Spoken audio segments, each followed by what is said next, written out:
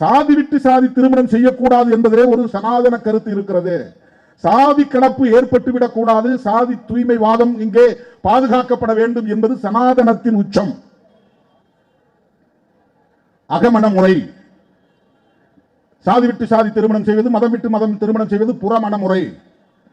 இந்து சமூகத்தில் இதுதான் நீண்ட காலமாக பின்பற்றப்பட்டு வருகிற மிக முக்கியமான ஒரு நிலைப்பாடு அல்லது கோட்பாடு அல்லது சம்பிரதாயம். பிசினா பிசிக்குள்ள கல்யாணம் நடக்காது.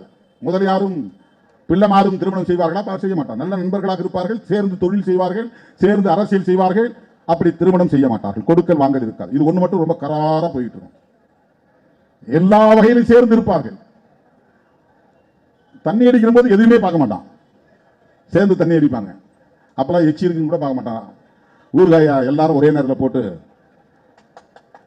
நக்கிக்கிட்டு இருப்பாங்க. அதுல சாதி பார்க்க மாட்டார்கள். இதெல்லாம் நிறைய நடைமுறை நாம் பார்க்கிறோம். சாதி விட்டு சாதி திருமணம் செய்யக்கூடாது என்கிற கருத்தியல் சனாதனத்தோடு தொடர்புடையது. சனாதன கருத்தியல். சாதி கலப்பு ஏற்படக்கூடாது. அகமண முறைதான் நடைமுறையில் இருக்க வேண்டும்.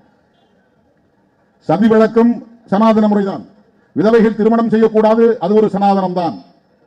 விதவையாக இருந்தால் நல்லது கெட்டதுகளில் பங்கேற்க கூடாது, அது சனாதனம். விதவை பெண்கள் வெள்ளை ஆடை தான் உடுத்த வேண்டும், பொட்டு வைக்கக்கூடாது, பூ வைக்கக்கூடாது, அது சனாதனம். தலைமுடியே வைத்திருக்க கூடாது, மொட்டை அடித்துக் கொள்ள வேண்டும், அது சனாதனம்.